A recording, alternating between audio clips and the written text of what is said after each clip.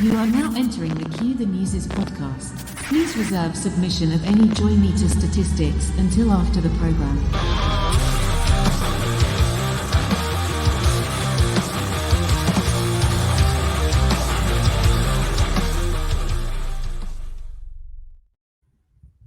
Yo, what is up, people? How are you? Happy Friday morning from Thursday evening. Post Halloween 2023. I should have worn my mask. Why am I not wearing my mask? Today's the Day of the Dead. Oh, today is the Day of the Dead. Is November 2nd, the Day of the Dead. Whoa. Well, that makes sense. It's 2 days. I never knew that the Day of the Dead was 2 days after Halloween. But it is. The Day of the Dead is November 2nd. There you go. Right there. You look on your calendars today. Can't read it. And I thought you were lying. Yeah. Oh, hold on. That's interesting. Now, did that start before Halloween? I have no idea. Was that like, are we the young recruits here with our Halloween thing? I'm not super familiar with that's my masturbator hat. That was my Halloween costume. Oh my God. And you're hanging out with a bunch of little kids? No. Going trick-or-treating with a masturbator hat? I was so lame. I was so lame this Halloween, man. Let me tell you what happened. I was working in Tallahassee in the morning. I started my Halloween started at 5:30 a.m. I got up in Crawfordville.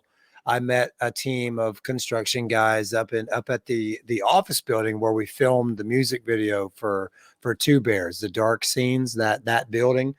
Gotcha. Got there at 6:30 before the sun came up. We did some work, had some things to do, and I told the guys, I had to be done by lunch, which was why I got started so early so I could come home for Halloween. And I did. I got home at Halloween so tired. I set up the trick-or-treat candy outside, and my son hung out there with me. Tatum got ready. She got dressed up.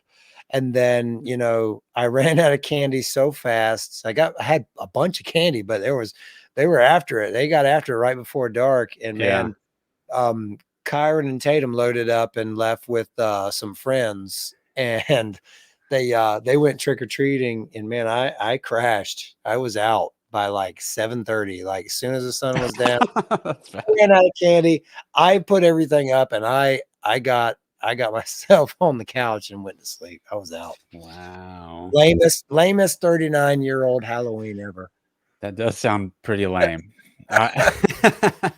Well, ours was super low key, but nice because I've got a 1.5-year-old. So that makes it all the fun again, right? And so on one end of the spectrum, for the first time, I'm taking my almost 17-year-old son and dropping him off at a Halloween party, on the other side of town, and he's not going to be with us for Halloween. And then I'm going with my 1.5-year-old on the first Halloween that he can acknowledge that things are going on, and we teamed up with his best friend, whose mom and dad are super cool. I've known his dad since middle school, and his mom is real good friends with Amy, and so they go walking all the time. So super low key. That was it. Their parents were around, but we walked a couple of blocks. They were already tapped out after that, but it was nice, super low key. I mean, just watching a little kid like that light up and think it's so cool. I mean, it was great. I got some awesome phone clips. I'm not going to share them here to bore everybody, but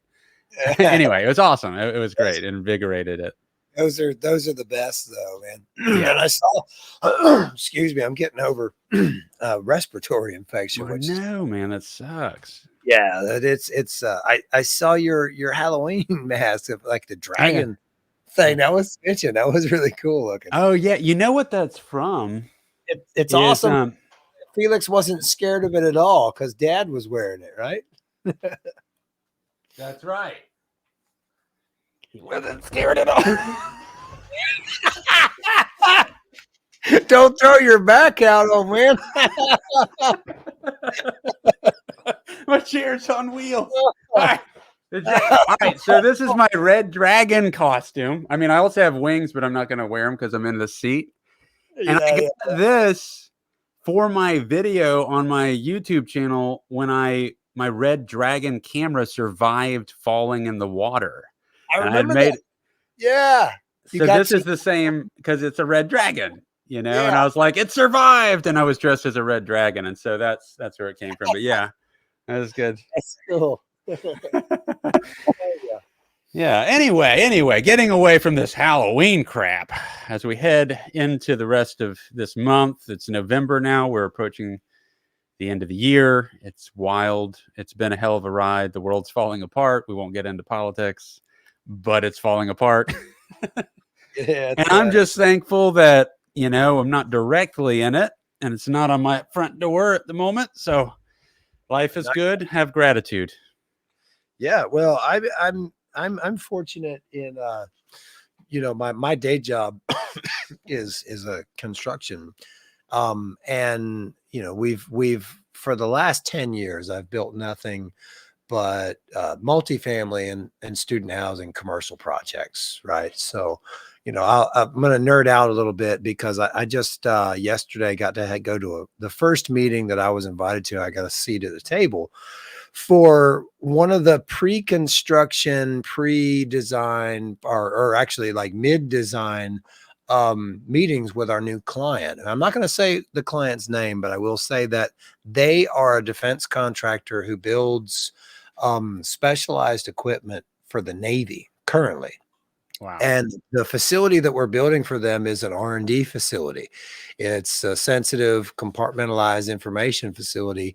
And the coolest thing is that it's going to have a centrifuge, and not a centrifuge. You know what a centrifuge is? No, I feel like I should. What is a centrifuge?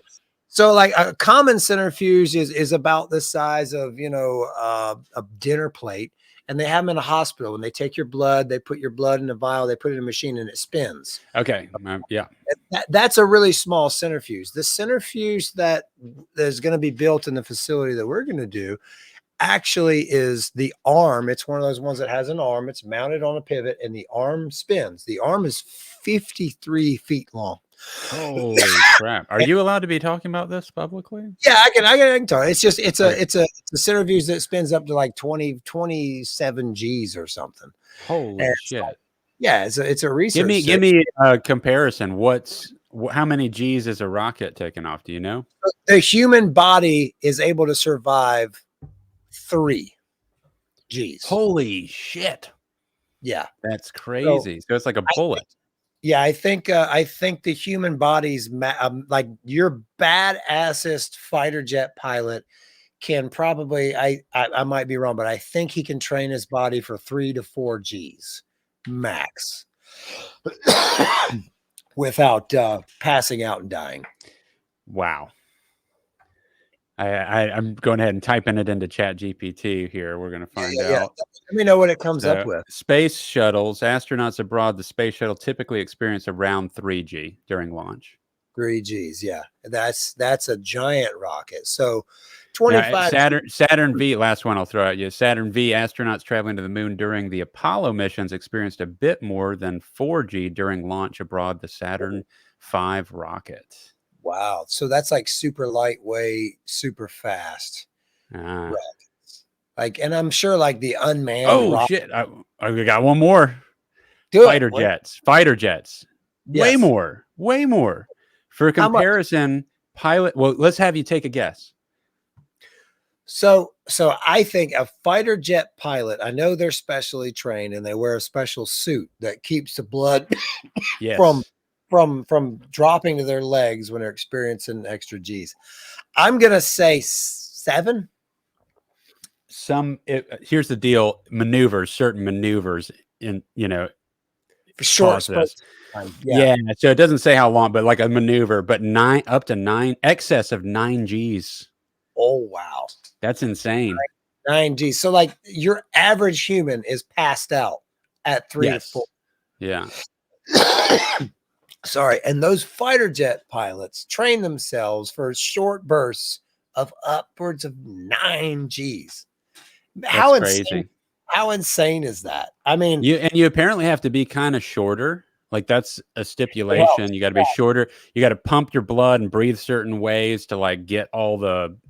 I don't know if it's actually getting the blood into your head. Is that what the idea is? Or I know opposite? I know they train to tense their lower body, to constrict the vessels, to Yeah. keep the blood, because you have to keep the blood in your brain. That's what happens. Yeah. Literally, Yeah. experiencing the G-force down, it literally pulls the blood down the lower parts of your body away from your brain, and you lose consciousness. So that's like when fighter pilots take people up. You've ever seen the videos where like a celebrity or something goes up in the back seat on F-14? Yeah. Yeah. The guy does it, and they're like, yeah, and then they go when they're fucking out. Yeah. Rogan passed out and vomited. Yeah. He got taken out with the Blue Angels. Oh, that's awesome. Those are Yeah. F-16s, I think. Okay. I saw the Blue Angels like not that long ago. There was an air show. Yeah, you got them there.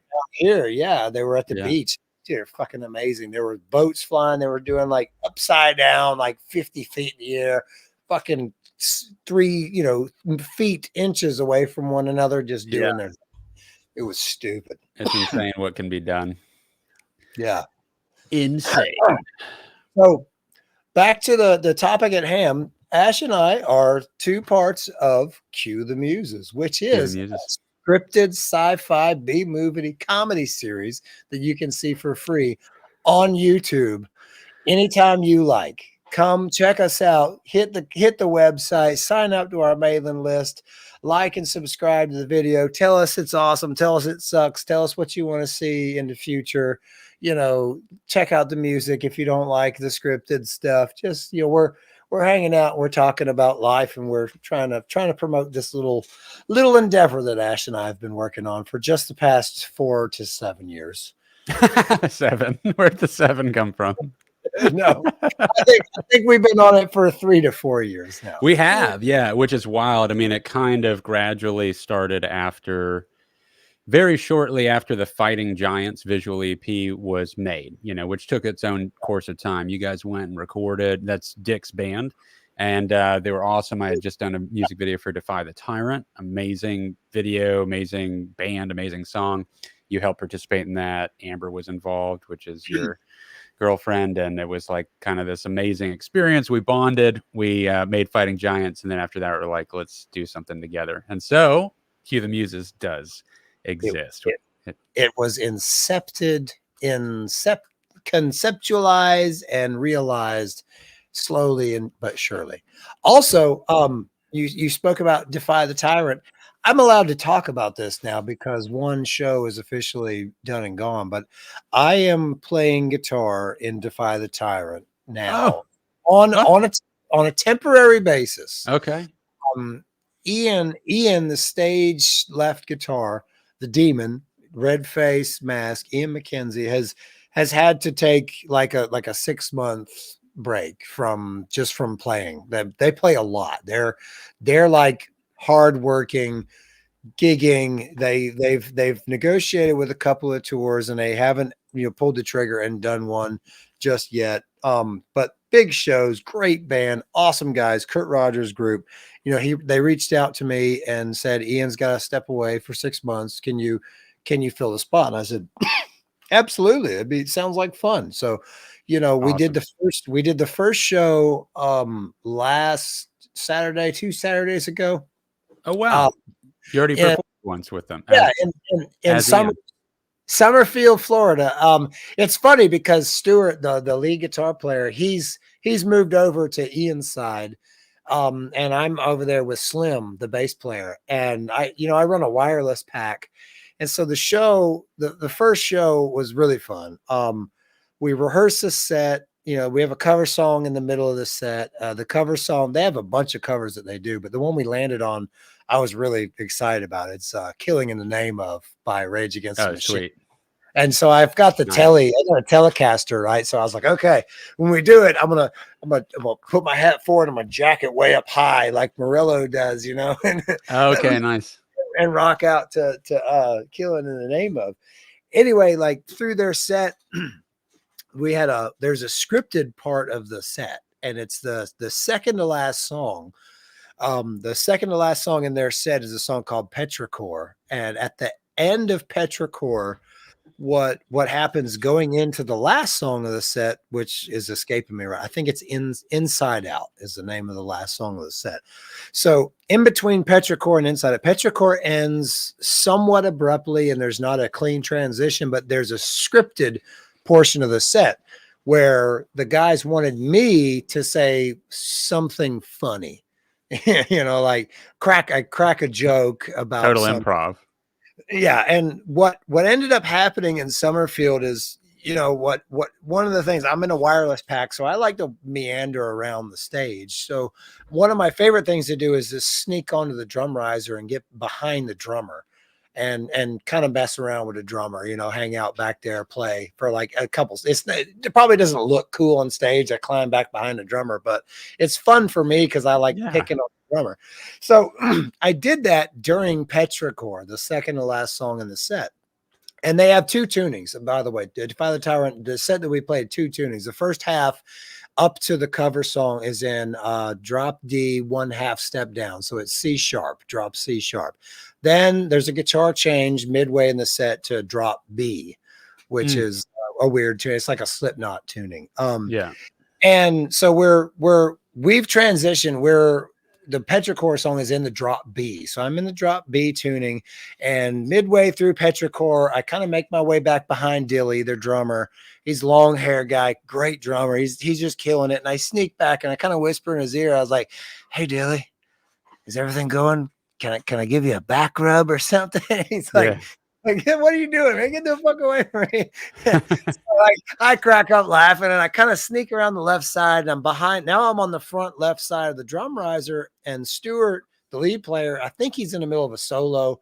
It's kind of midway of the song. It's like the climax. Things are getting big, and I'm planning this jump off of the riser, and it's kind of tight. Stu's right there. He doesn't know I'm there. He's kind of behind. I'm behind him. Kurt knows I'm there, the vocalist. So he's in center stage, like kind of out on a riser.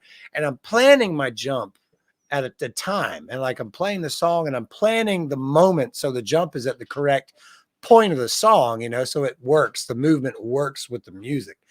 And I plan it perfectly to the point of the song and the music. But I didn't plan the landing or what I landed on. And what happened was the jump up in the air, guitar up, knees tucked. When I landed, my feet found nothing but a snake pile of chords, and they went straight out from underneath. Oh shit. And I was on my ass, on my back. Oh no. Laughing. I didn't I tried. Oh good. Get out. Hurt yourself. I didn't hurt myself at all. Like nothing at all. It was so comically mundane. It was like just jump down, whoop, feet out, flat on my ass. Stu, I kind of kicked him by mistake. He turned around and looked. He's like, "What the fuck are you doing back there?" I'm laughing. I'm like, "It's fine. It's fine. I'm the new guy." And anyway, but I got up, of course, and finished this song. And I laugh. And then my joke was, "Hey, watch out over there, guys. I tried to do a stunt jump and I slipped and fell in a big old pile of Stu's big wet bussy on stage." And then that was my improv into the next song. Okay, nice. So it gave you the joke. It was all worth it. Yeah, it was all worth it. And then so to make matters even more weird, they and this is what I love about music. This is like performing music. At the end of the set, we got done with the last song, Inside Out. I was like, cool, made it through first set. Hell yeah. I had turned my wireless off. I was getting ready to shut down. I had my back to the stage. I was at my amp. I was kind of turning things off, and I start realizing the crowd's like, one more, encore, one more, da-da-da, one more. And I turned around and the guys are there. Yeah, we're doing it. And I was like, oh, okay. I don't know any other. You don't know another song. I was like, flipped it on. Sure, let's go. Dip, bam, bam, bam. And they're like, I was like, hey, what are we doing? And they're like, oh, we're going to do a Linkin Park cover. And I always forget the name of the song, but it's the one that starts out with the cloud, like,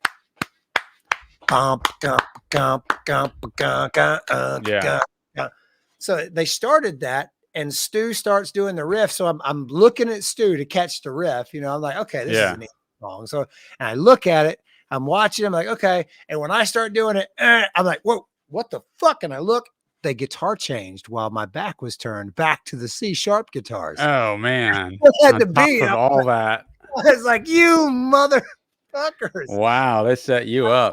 I popped it off. I put the other one on and I caught it. And before the first chorus, I like waited till the first chorus kicked in. Then I chopped in with it. I was like, yeah, that's the kind of stuff. Like, that's what it's weird. It's like taking improv comedy and making it work on stage. And that challenge of having to deal with situations and actually dealing with them and overcoming them.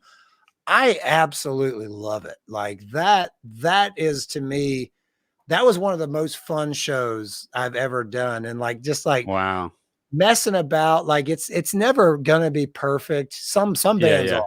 I'm not saying it's never. I've been to some shows that have been absolutely drop needlepoint perfect and been jaw drop. But when I look up and there's people that are genuinely having fun, and that type of infectious performance, I feel that's what I live for. You know, that's the kind of I like. And so overall it went really well. I don't know if they'll call me back for the next one, but whatever. Dude, you latched on to the song. You'd never even tried to play that song before, and then you're basically performing it with a guitar change in the middle of it. Yes, the Linkin Park. That's impressive, man. I cannot do that. That is not the kind of player that I am. I'm a rehearse. I mean, I can jam over something, but I can't pick up a song the first time I'm ever trying to attempt it. I got to learn the parts. Let's be honest. Let's be honest here. This Lincoln, this is a really easy song. Okay. like I mean, 3 chords, choppy, repetitive stuff. I mean, really, really super easy, really fun, and like 90% of it is even just doing the fun, locking in on the stuff that needs to be locked in on, and then just like jamming it. You know what I mean? And get people to feel good when they're seeing it. And like, but I get it. There's all different types of players out there, and that's a difference that you and I have, because we were talking before this, where you were talking about some guitar warm-ups that you've been getting into. Yeah. You've been doing it's Kurt Hammock's warm-up that you saw when it was like an interview with Rick Beato and guitar warm-up. Well, it's so my background with guitar is that I've really learned very, very few covers, like extremely few. The whole reason I got into guitar was because I wanted to write my own music from the jump, and so because I've done so little work in learning other people's stuff, I think it resulted in a style. I kind of had like a little, what people would tell me whenever Kill Clouseau was performing regularly a decade ago, for the decade that we performed, is that I had like kind of an abstract style or an avant-garde style. And I liked that was the case. And I felt like that came because I hadn't learned anybody's stuff. So I was really just exploring, inventing whatever. I learned a little bit of music theory along the way. I did take some lessons for about a half a year when I was about two years deep. I was like, I want to understand this guitar neck more. And so, because you want to unlock yourself from those open cowboy chords at the top of the neck. You want to be able to cut, understand why the scales can work. And so I started to learn about the modes a little bit, and that really it was a game changer for me to learn that. But that was about it. And so what I've recently been doing this last like half a year, maybe a little more than that, for whatever reason, I'm just at this point where I feel like I'm really, really interested in like studying other guitar players. Still not learning that many covers, but there's what's cool about revisiting it now is that there's so much available stuff on YouTube that with these insane players. And the access to the information just wasn't like this whenever I was learning, and so now it's really exciting. So I'll learn. I've gotten way more into warm-ups. I've started increasing my guitar practice time more. I'm doing regiments. I'm trying to break it up, couple of sessions a day kind of thing. So that way I'm I'm revisiting the guitar more frequently rather than one long session every 3 days or something. I'm trying to do a daily practice, and really realizing how many things that are inefficiencies in my playing that I could improve on. Like, really, I thought I broke stuff down before, but now I'm really seeing, oh, like, wow, I never even like analyzed. There's only so much movement that happens in the hand on a fretboard, right? And you think, well, I see Yeah. it all, but you can get even more micro than that, and then more micro than that. And I'm realizing, like, these guys that do the most insane shit, they do that. You have to do that. If there's only that much movement available in it, then all you have left is to dial it in more and more and more and more. So you start analyzing everything about where your fingers are several notes ahead of times in a position. Once they've done their deed, get that finger into the next spot that it's going to need to be, even if it's a few notes away, those kinds of things. And that's a brain twister. It's not really the way that I explored playing before. So it's been fun. That warm up that you're talking about, it's not even really Kirk Hammett's. He referenced somebody else that it's like a classic thing to do. I hadn't seen it. It's a fun chromatic thing. Maybe sometime on one of these episodes we'll actually have a few things. We'll hold guitars and show a few things that we're working on. But long story short. No, I was just going to say that'd be a good idea for us to do the next time we can be in the same room. We did one episode. That'd be better. Yeah. Yeah. Let's plan that out. The next time we're together, we'll do a guitar. We can each talk about, our favorite latest riff or warm up. Yeah. That would be fun. That'd be fun. Oh, I didn't mean to cut you off. You're cool. You're cool, man. I mean, I think I would say, and so in trying to pick apart my style, the things that I'm currently working on that I feel like are indeficiencies in my playing are down picking. Really focusing in on chugging down picking is never something that I've done. I'm a total alternate picker. And that is my go-to. That's what I consider to be that's what I should be aspiring to get. And I'm just realizing how many tones there are that that is the right move for certain situations, but it's not the right thing to do to get certain tones. You have to do down picking to get a certain chug and a certain palm mute to happen. It just doesn't work the other way. So I'm honing in on that. I'm exploring sweep picking, which is something that I've worked very little at. And just having, I can't sweep at all. I've tried a couple times. Yeah. Like I know where you're saying, like, I haven't really tried. Like I've messed with it and toyed with the idea. And every time I do, I'm just like, this is some really nerdy shit that's going to take many hours of frustrating, repetitious practice that, I'm probably too stupid for. One day I might, but I think you're going to beat me to it, and I'm going to sit and watch you do it, and then that's when I'll learn. How about that? Well, what's fun about it is I still suck at it, right? But what has been the best gateway into it that I never even thought about doing and it was pointed out by the main guy I've been listening to on YouTube is Kiko LaRue. He was the guitar player until recently. He was the guy that was sitting in on Megadeth. And so he's like has been their guitar player that they brought on. And he is like all about there's so many practice regimens he has where it's like you don't even use your left hand. You literally just use your right hand. And he's just showing just focus on you have to get it down with your right hand first. So it's just raking the strings up and down, but still having the separation between each note as you're going up and then down, and honing in on the angle of the pick, where your hand placement is, because it kind of needs to change. And that's another thing, is exploring the pickups and where my hand position. Before, I would let it always kind of live in one zone that I know I could go to, so I could still move as freely as I want to, be comfortable, dance. I've got, I don't have to think about it. My hand always goes back to this one spot. But there's completely different tonal qualities if you start moving your hand up and down and put it in different, depending on what pickup you're using. And just really, you start to really hone in on that if you're only using your right hand for 5 minutes straight with a metronome, doing maybe just down picking or something, and you're just moving it up and down, and you're only thinking about that. It's just all these little minute things. And from Kung Fu to cameras to guitar to even working out, you know, and everything that I've been interested in learning, the end thing, the common, like you learn how to, once you have given yourself to something for so many years, and then you do one more thing in the same way, you kind of start figuring out what the system is to learn shit, right? Like, and at the end of the day, the biggest thing that you could do to learn how to learn shit, like master stuff, is break it down. Like the more you can figure out how to break shit down into the smallest increment and just hone in on that one increment and that one, that's like that's the magic ticket, man. That's the thing that like all the best people do, right? It's eating, you're eating the elephant. That's how you eat an elephant. You eat an elephant one bite at a time. One And bite.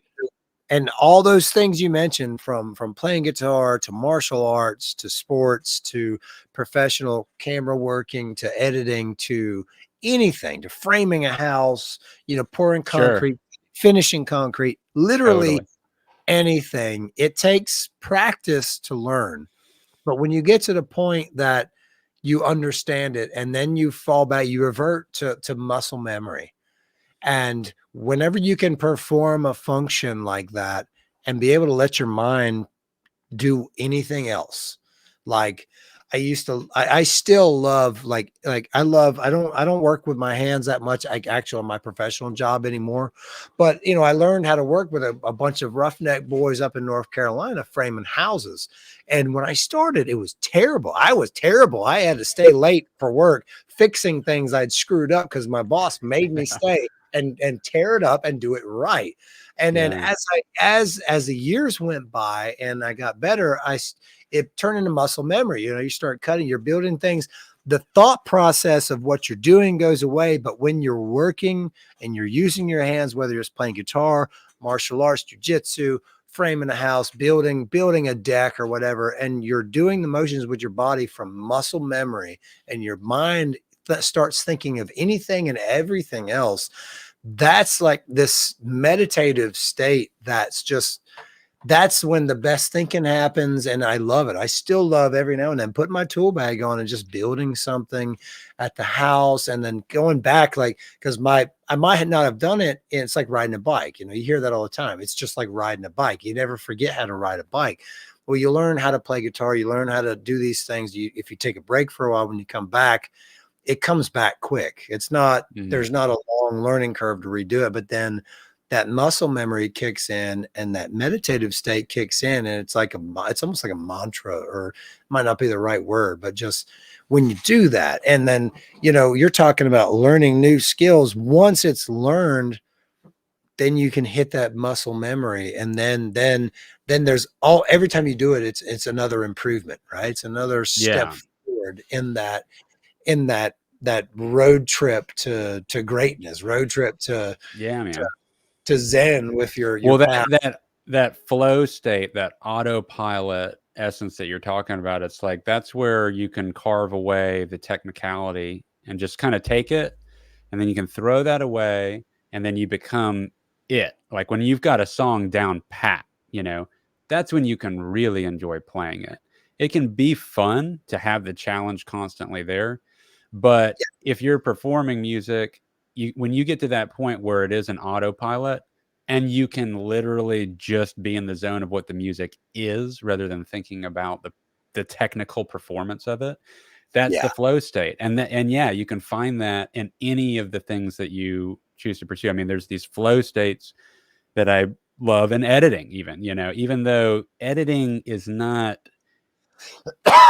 physically, it doesn't have the tactile difficulty that musicianship does. It's all thought. But even when your brain is having to think so much about how to organize and try things out, you can hit this flow state. So it's just almost like doing itself into a story, you know, and it's like all this just starts connecting, and it's an amazing sensation. It's like jamming. I mean, it really kind of gets to this point where you're improvising, just like noodling over the top of chord progressions or something. You're doing it with the footage, and you don't have to think about where stuff is. And I mean, to be honest, a lot of that's how well you can organize your edit, because you cannot get to do that unless your edit is like you've created the palette so you know where you can grab all the chords or colors that you want, right? Like you can just do it when you think of it. That's important. Everything has to be where all your tools have to be in a place where you can access them. Right. Yes. Yeah. It's just got to be intuitive. I think of it, I do it, not where is it?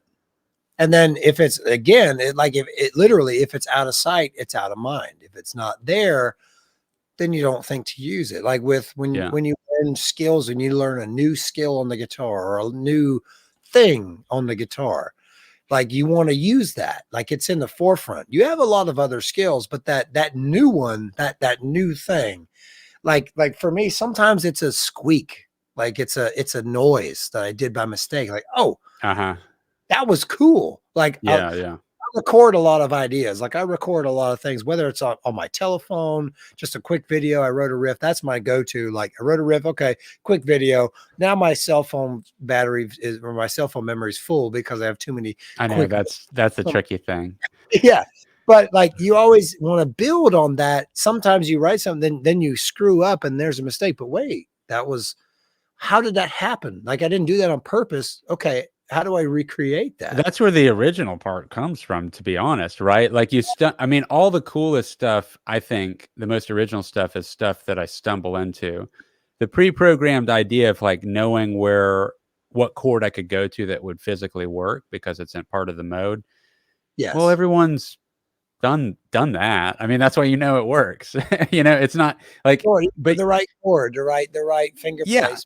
These are the options. I know these are the options that work within this mode or scale, which is great. You should learn that, like it's helpful to know that, but that's not where the most original fun shit ends up coming from necessarily that makes it into a song that I write. I usually end up stumbling across something like you're talking about almost accidentally, or I test something that shouldn't work. I'm just like looking for some dissonant note, some discorded thing that just kind of gives it some flavor or spike or makes the ear perk up because that shouldn't be there.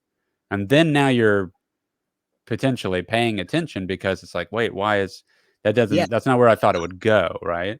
Like how did that happen? Like how did that very recently let me story time for just a second.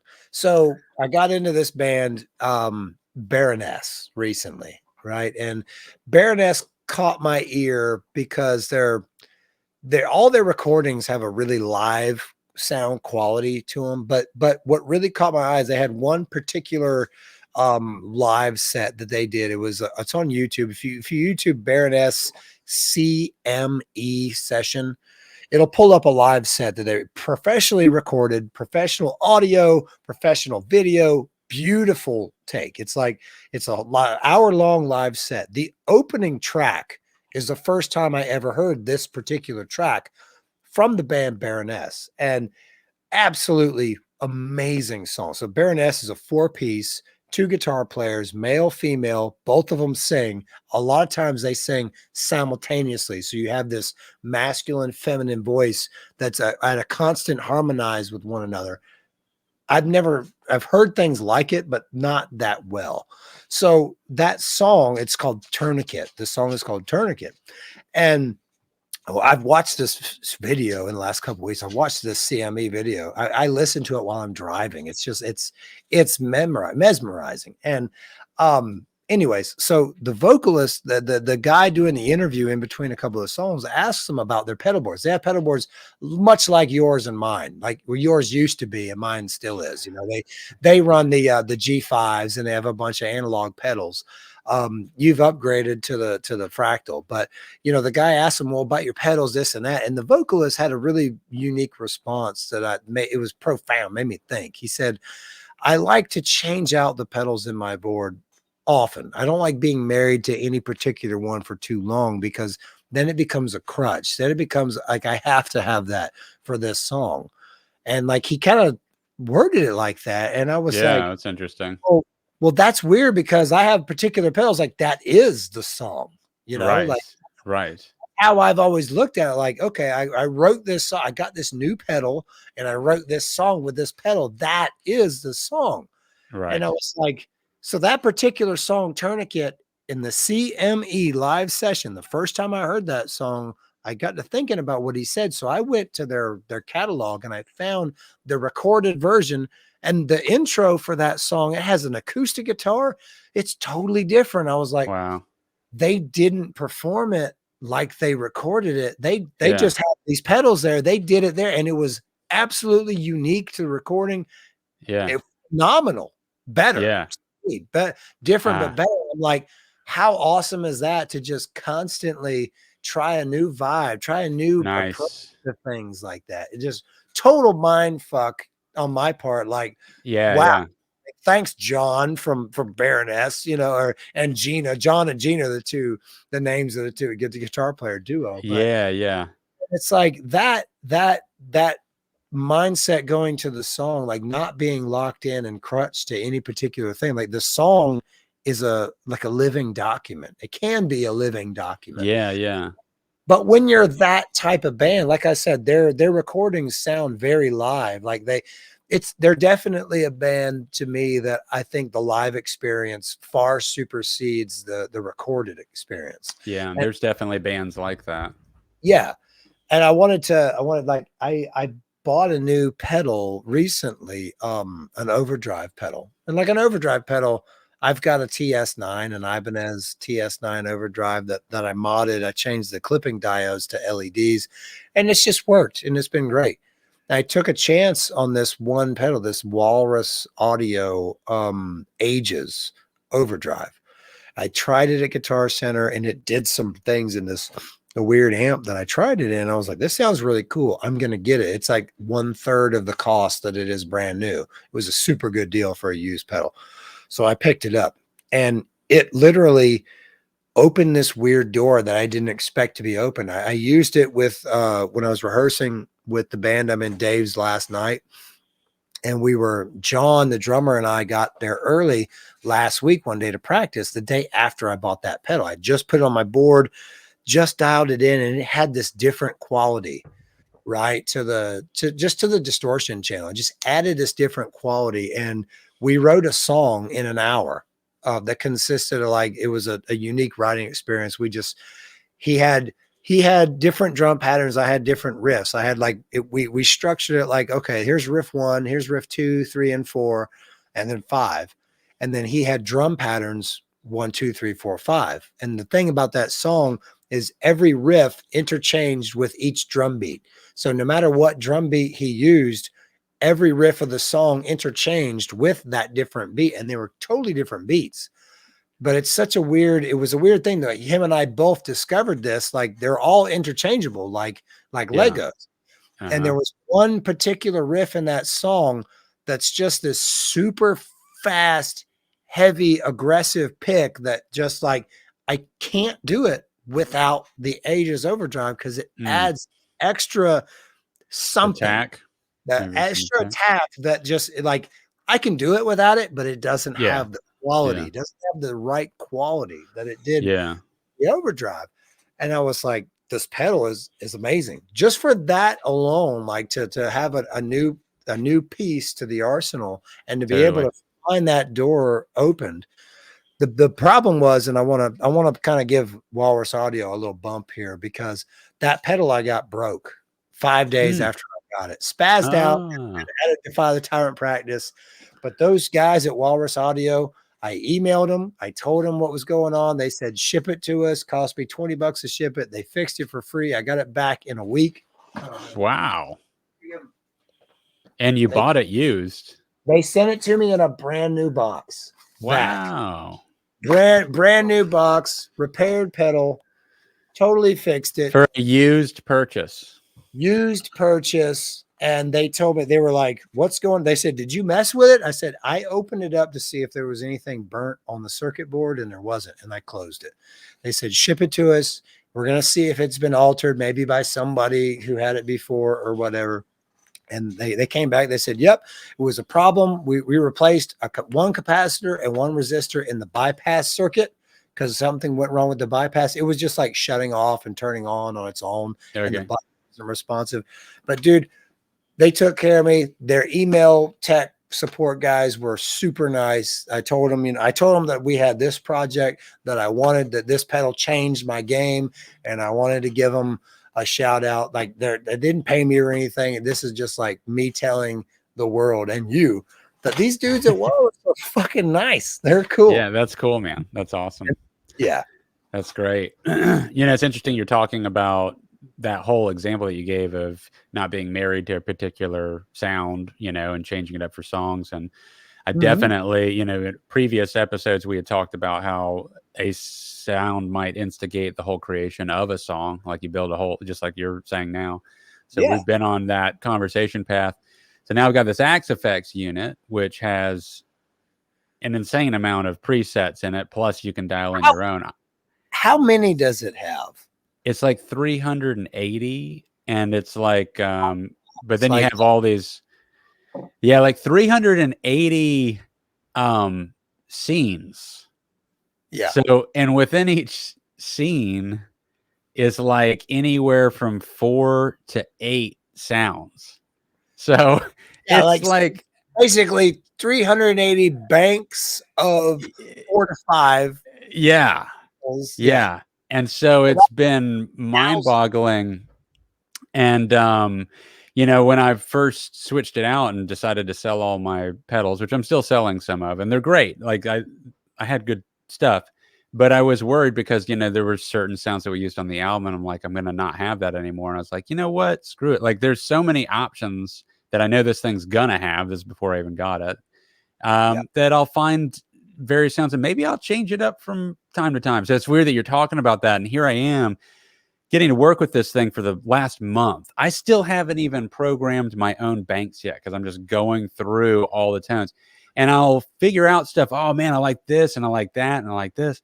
And then I'll switch guitars and I don't like any of those sounds with the other guitar. And then I'm like, oh, why did I overlook this sound? This sound is amazing on this guitar. So, I have a Gibson Les Paul 69 reissue gold top. I've got an ESP EC1000, and then I've got this Ibanez. I don't even remember I don't even know what model it is. You think it's a Satriani model? It's an S series. Yeah. It's an S series Ibanez it was the first guitar I got when I was in 6th grade that I never learned how to play until I was like 20. And I've been playing the hell out of it. I'm actually currently playing it the most.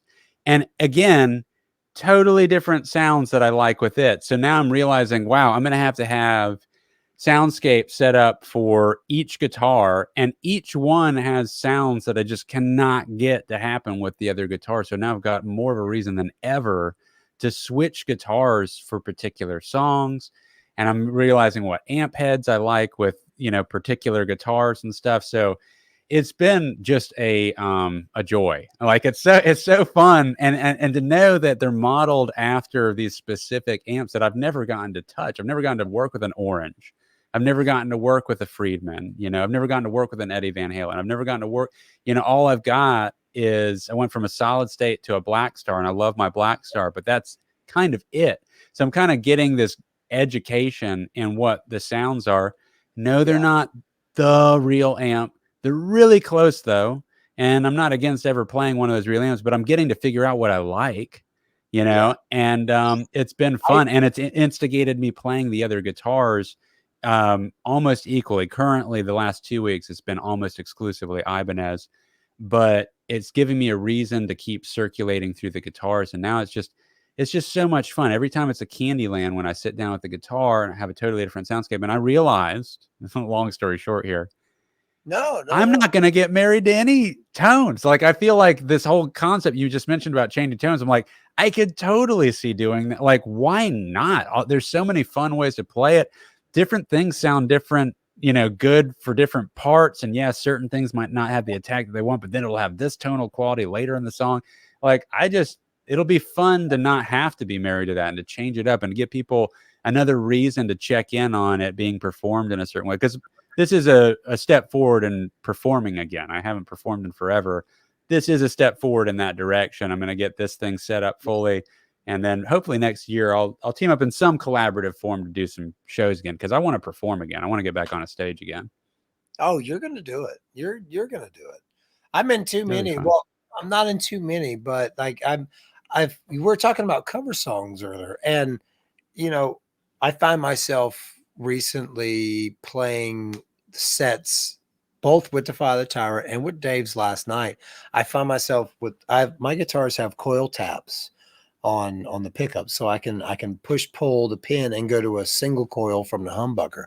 And like playing metal, it's like, oh, you need the humbucker. You gotta have the thick gnarly. Well, I've played like almost entirely with the Father Tower set, and even with Dave's last night, which is I'm excited to I want you to come on December 9th if you can make it out. This is my birthday weekend. I just found out tonight that Amy said that you're playing. I didn't even know because she keeps up on Facebook more than me. Yeah. December 9th. It was actually, we just announced it yesterday, so it's not okay. Super new news. But December 8th is my actual birthday. Really? Yeah. Amazing. So I'll be 23. I know. I'll be there with you. We'll celebrate. We'll get you a bottle of Boone's Farm. But I don't drink alcohol anymore, So I just want some great coffee. And some kombucha. I've got some great kombucha. Okay. Some great pomegranate kombucha. Okay. But, anyway, what I was getting at is that the single coil, playing with single coils as a metal guy, like it's more fun to do the heavy stuff with the single coil pickups, to go against what's normal, and writing music with things that are not necessarily the normal things. Like you're going through your amp modeler and going through the different models. Like I could totally picture you down the line getting an orange and being an orange guy. Oh, and yeah. Getting like orange is like that classic crunchy, not super tight kind of amp. Like oranges have this really unique quality where they just sound good, and it's not overly compressed, and they still breathe. Yeah.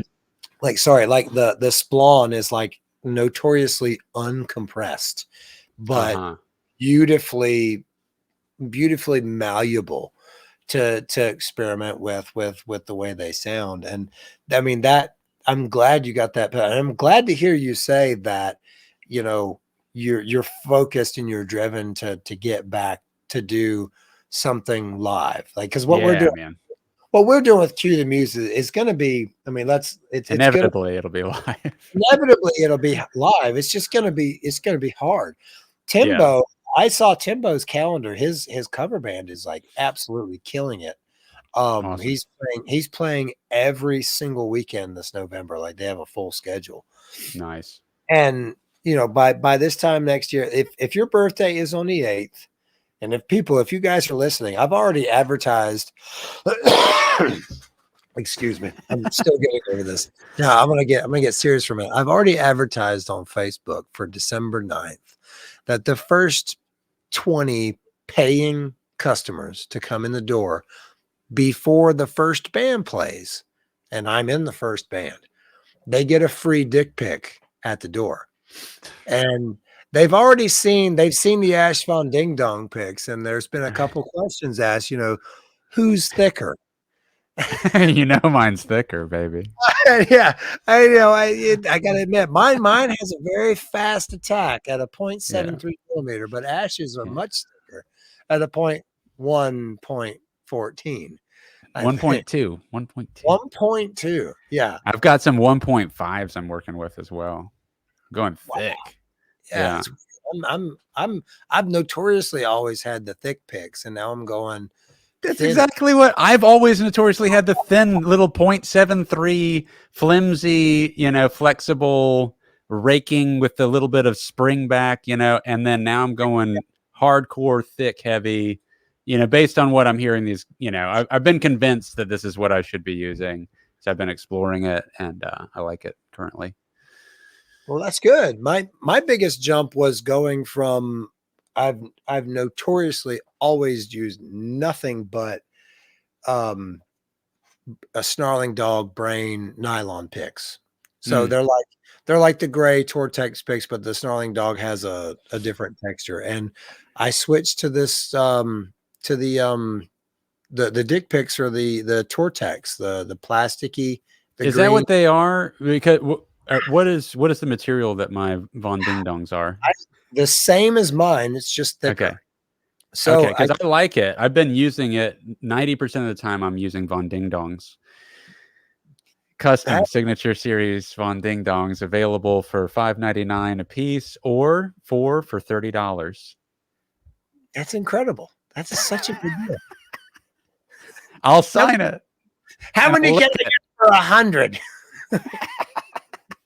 You'll get 13 for 100. For 100? Yeah, I'll give them to you for $10 a piece then. Yeah, we're getting into the weeds. We're getting into the weeds a little bit. We're getting into the weeds. We're getting into the weeds. We're getting close to our hour. I want to bring it around to something that I think two things that are kind of loosely tied together that I think is a fun topic that maybe 3 people past us on the planet will hear if they've made it to this far in the episode. We'll see how many people make it to the end of our hour. I think Nadir has been listening. I think she has too. I think some of the people in our band have made it to the full hour, so maybe they'll get to hear these interesting things. So I have this plan. I've been wanting to talk to you about this for a while, and you know what? This is our opportunity to talk to each other. So I'm just going to go ahead and present this idea that I'm definitely doing. You've been telling me that you've been doing this thing that I should do that you want to talk to me about. Well, I said you could choose to do it with me if you want to, that I'm going to do it regardless. And what that is this summer, something happened that I found out about afterwards. And in fact, maybe even if I knew about it, I wouldn't have known that I wanted to go do it yet. But John Petrucci had his own Petrucci Guitar Universe thing. He does this annually, once a year. I believe they've all been in the US. And it's a guitar camp, right? It's a multi-day guitar camp. And then he has 20 to 30 of the, baddest ass rock, progressive rock, heavy metal guitarists. I've seen a clip of Brent Hines from Mastodon teaching in that. Okay. So all these amazing guitar players, right? Yeah. It's not cheap. Yeah. So you go to this thing, it's multi-days, and you get to learn from all the guitar players, right? They're going to it's not like one-on-one, but you do get the opportunity to meet them individually, like at, kind of like signing tables and stuff. I think if it's the same thing I saw at Brent, he's like sitting in a room teaching a class, and there's like a room of guys with guitars, and they're teaching methods and modes and individual stylistic. Totally. Methods. Yeah. Tosin from Animals as Leaders was on there. Well, maybe he was not. I can't remember if he was at this specific one. I think he was. Ola was there. I don't know if he ended up teaching. He got invited to teach, but he may have just participated as a class member and then did a vlog about it and stuff. So get this, like the year before, it happened in California. This year in August, it happened, I believe, in Fort Lauderdale. So we could have done it like right close to home, and it would have been really cool. Hour and a half from my house. I know. Yeah, dude. And next year, I don't know where it'll be. Hopefully it's still in America. But next year, I think this is the particular guitar camp that I want to go to because it's so relevant to the type of music that Cue the Muses is. And here's the kicker. Here's why I said that it's not, this is a business trip. Now I want to go and I want to learn the guitar stuff, but I'm never going to have the opportunity like this to meet this many guitar players, a lot of which are in bands that don't have necessarily the best music videos. Now, I'm not picking on them, but there's some definite budget restraints happening on these guys. Budgets that would go a lot further with me than they would under the thumb of a traditional. I'm going to go pitch them to become to make them music videos, that the ones that I choose to talk to about this. I know that, not just them will be there, but also their, people associated with them that help manage the function of the entire convention will be there. It's a networking opportunity, and it's not about pitching Cue the Muses. It's a networking opportunity for me to go try and establish what I want Rough Cut Productions to ultimately be, which is 90% of what I do is I want to be making music videos for amazing rock bands, right? Including our shit, right? That's what I want to be doing the majority of the time. So here's the deal, though. The pitch is me pulling out my phone, which will look all polished up and nice. Maybe I'll even get the new iPhone of the year before we go. Biggest screen. And what do you think I'm going to show them as samples of what the capabilities are of the kind of music videos I can produce? What would that be? You should probably show them the old Kill Clouseau video with the dog taste. Yeah. Show them that one with the skateboard flying guy. So I'm going to be power pitching them with 30 to 60-second cuts of Cue the Muses music video portions. So I'm simultaneously getting them to listen to Cue the Muses, explain the concept for the show, instigate the concept that I could do for them if they're interested in going this show movie route too. Dude, it's a networking gold mine for people that really matter in our industry, in doing what we want to do. Bands that we would want to share the stage with, that we would want to open for. Getting to see these music videos. If I get to pick up even one music video for one signed band out of the whole thing, not only did it pay for the trip, it's a networking gold mine for us to be able to expose our stuff. What do you think? I'm in it, and I'm in it with you. Okay, let's do it. So, and the trade-off is, unfortunately, usually I do like an annual trip to Tennessee to do recording for some project or another. And, unfortunately, it is what it is. It's not going to happen with Dave's last night. It's going to happen in-house. It's going to happen in-house. I've gotten to a point where I've told the guys, when we get ready, we're going to record it in-house, and we're going to save that money for a professional elsewhere recording for later. This project isn't like that. So that budget for doing that is perfect. Can go to that. Now, I also will say, and this is another sidebar thing in the same vein. So I am something of your liaison when it comes to advertising for Cue the Muses and for advertising for the production of music videos. Yes, well, yeah. As where I live, here's what's happening tonight.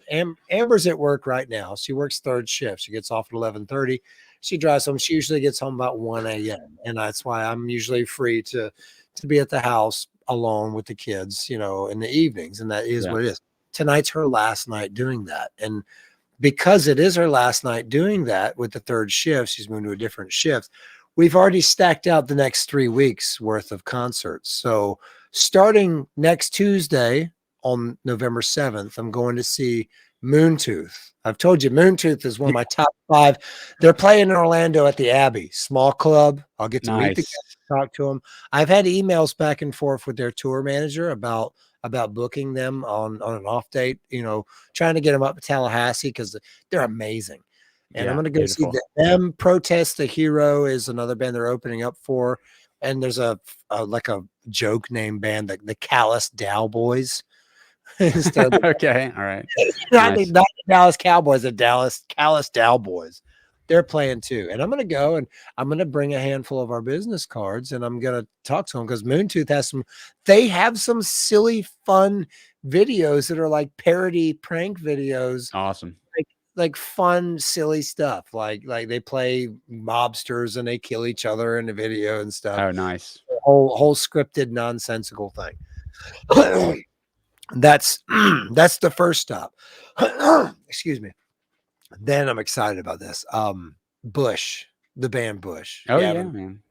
I used to love Bush in middle school. I was way in on Bush. I still love Bush. Blood, moon, water, girl, as she falls around me.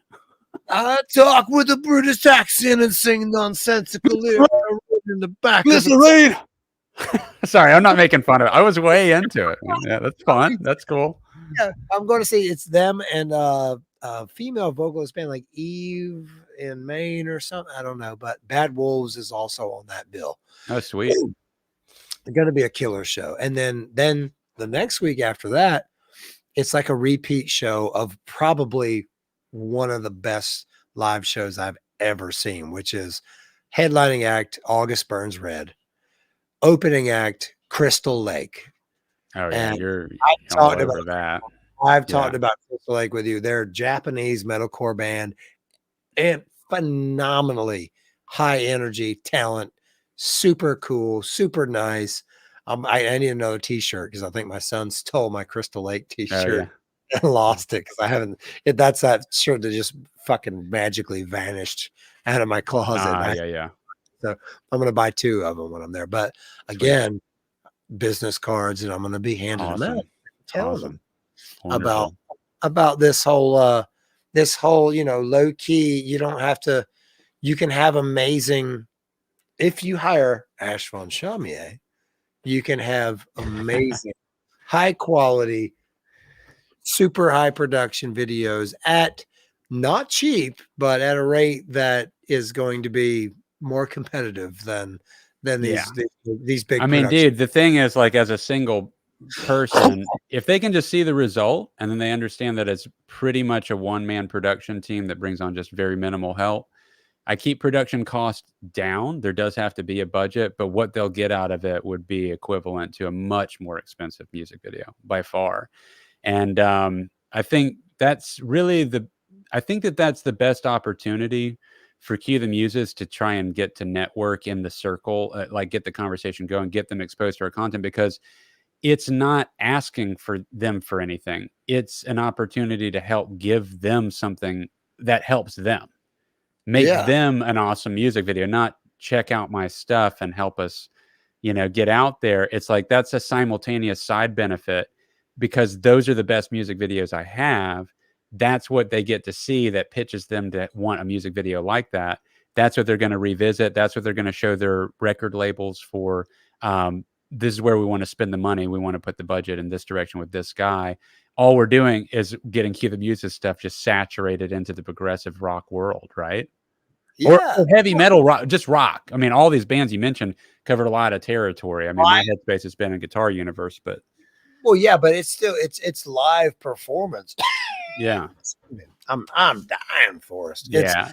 It's live performance music. And it doesn't, people ask me all the time, what kind of music do you play? It's like, well, I play whatever the fuck makes me happy. When I pick up my guitar, sometimes I'm doing some stupid, like lame Southern country lick thing, and it just sounds cool and it feels good. And I like it. There's awesome stuff in there. Yeah. There's so much fun stuff. And there's so many. I want to see you, and I'm talking to people listening too. If they're here an hour and 8 minutes later, the most fun I've seen you have, and the most creative, and the most visually and stimulating fun things I've seen you do are your passion projects, which is the music stuff. Whether it was it's escalated. I've seen your early stuff with Kill Cluso. I've seen the homemade stuff, and then you've climbed this ladder every time, just like anybody who ever excels at being exceptional at anything.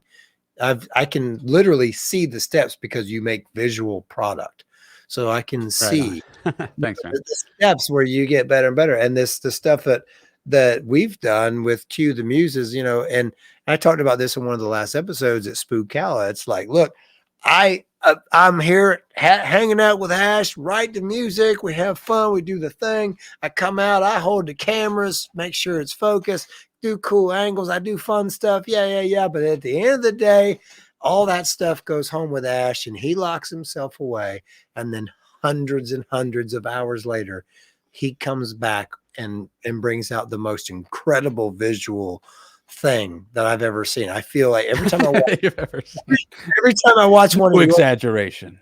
Well, every time I watch one of Ash's music videos, I feel like I feel the way I did when I was a little kid seeing Terminator 2 or Jurassic Park in the movie theater. High expectations. I got to deliver on these next few.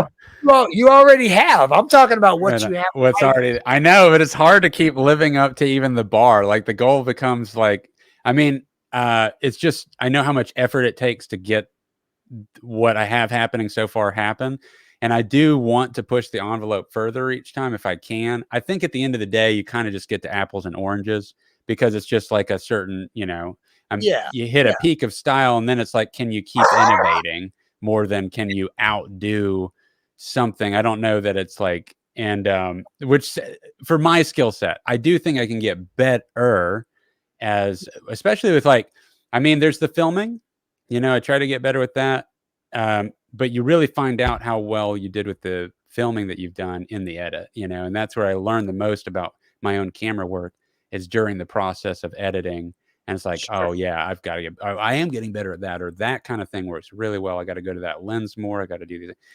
But it's all so fun. It's like this whole other artist. I mean, I'm just as passionate about that as the actual music creating itself. And this might open up a whole other conversation that we don't have time for, but yeah, we do have to bring her to a close in a minute. But do you ever feel that with the really high quality like with the 4K super high def quality camera, do you ever 8K. feel that do you ever feel that it limits you because there's more you could do with less on the edit because of like the parts that are, you know, they have to be perfectly in focus? Or does that become a challenge that you overcome like with creative use of the imperfections? Well, what you're bringing up is something that I talk about pretty often. Is like I get sometimes I'll have a fuck up, you know, or like something doesn't come out in focus or something and I'll end up using that as like something to base the whole video around. Like it almost instigate, almost like we were talking about with the music.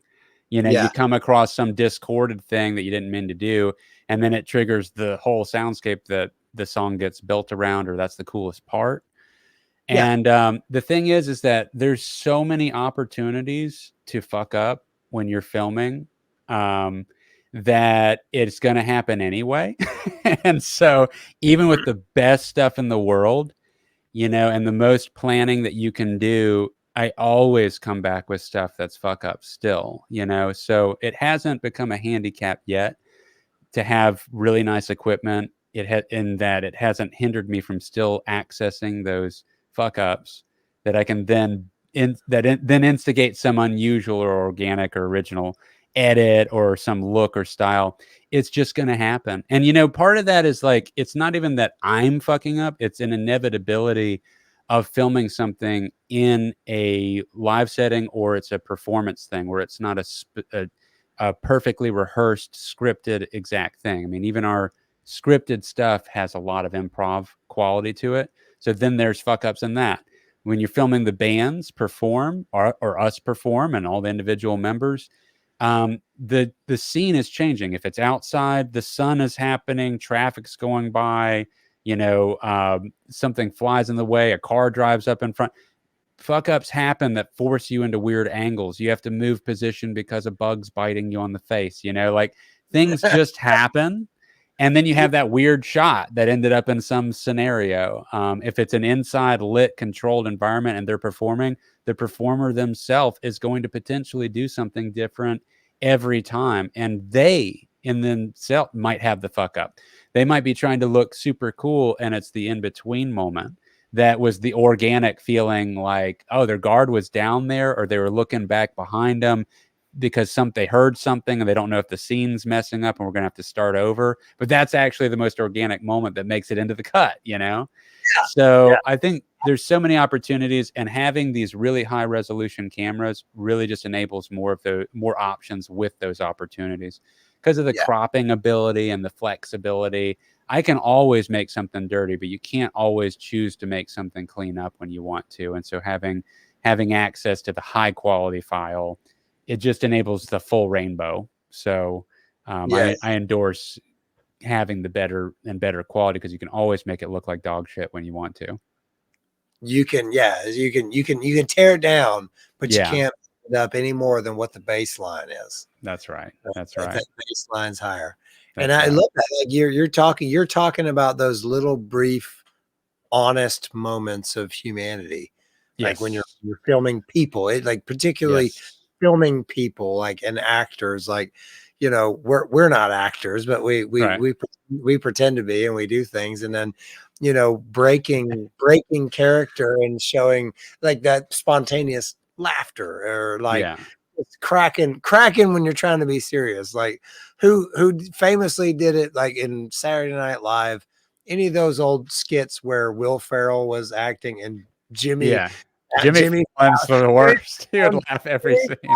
He would have egg on his face because he couldn't. But that was the beauty, because Ferrell was fucking with him and saw blood. He saw blood when he started, and he just went in. He went deeper into character, and Jimmy just cried. It's just when you're watching that, it's like you're laughing with them. You're almost participating in the act of trying to pull this off, and knowing that we're fucking up and stumbling through it the whole way.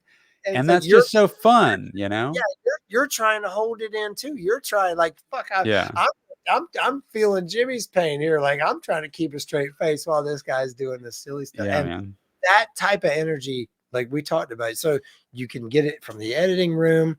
You can get it from a live show, like with my experience with the Tyrant Boys the other weekend. Yeah, totally. Spontaneous human thing. Yeah, is the part of art that makes me feel like I never grew up trying to call myself an artist. You know what I mean? Like, I like doing art. I mean, I like saying that. I like making art, doing art. To say I'm an artist is, I don't know, it's a weird classification. I mean, I think the reason I'm attracted to so many things is different types of things to do, is because I'm so interested and fascinated at the dynamics of life, and then figuring out how to like encapsulate it like into a thing that's almost like a presentation, so you can help somebody experience that thing that you felt, that you thought was so cool. How could you bottle that up? Is a video the right way to do it? Is a song the right way to do it? Is a joke the right way to do it? Is a podcast conversation the right way to do it? It's just, I like sharing that that wildfire of fun and creativity. And the answer is all of them. Like in any, depending on the format, depending on the form. Like, I feel like in this conversation, we've gotten some real genuine experience, conveyed that type of that bottled energy that from a certain point in time. Again, we fucking killed it. It's been a good conversation. Guys, if you're still listening, I'm glad you're still. Good night. We're checking out. It's been probably the longest episode yet, at an hour and 20 minutes. Yeah, we're almost there, and it's almost 12:30 at night, and edits due in the morning as usual for Friday. Well, guys, let's sign off. Ash, let's do the guitar camp. We'll sidebar outside of this, and that'll be fun. Get it scheduled. I am wholeheartedly saying that I'm in. We're like next August is probably when it'll happen. So, and in fact, it's kind of a fun catalyst for, I don't know. It's like thinking about that is having me practice more. I mean, not that I need to practice more to participate at it, but it's like one extra thing. It's like, well, I want to feel like the more rehearsed I am, the more I'll be able to absorb when we go. And I want to absorb a lot. I want to be the opposite. I want to go in and I just want to be a team. I want to be the dumbest one in the room and ask the silliest questions. But I love being humbled because I love seeing people at that level. People that are just so phenomenally good. It just humbles the shit out of you, and it makes me appreciate at least the level that I'm at even more. Yeah, because it's like there's this whole other play. Yeah, totally. And they talk about tone and amp. There's like each session, some of it's soundscapes and talking about how they run pedal boards and the order the chain, effects chains, and there's other stuff too. It just sounds like a playground for a few days of just totally geeking out, learning techniques, seeing some, people that are basically heroes, and hopefully getting to talk to them personally and simultaneously getting to show them some of our shit while pitching them on making the music videos. Because if I get a gig for one of these bands and we need to go to Sweden and make them a music video, you might want to come along, right? Oh yeah, well, you're gonna need a second key grip, best boy grip. That's what I'm fucking saying. Right over there, and that's me. That's my official title. I'm second best keyboy grip. Okay. All right. Hey, keyboy grip. Second best. For the new Animals as Leaders album. Hey, second best keyboy grip, boy grip. Get over here. Get over here. And on that note, we just hit 1 hour, 20 minutes. Good night, y'all. Or good day. And thanks for checking out the podcast. High five on the thing. High five. Oh, yeah, we can do it now. Oh, wait, I got to go. Wait, where do I do it? Wait, how do I do it? All right, that's it. 3, 2, 1. Yeah. High five. Bye. See you guys.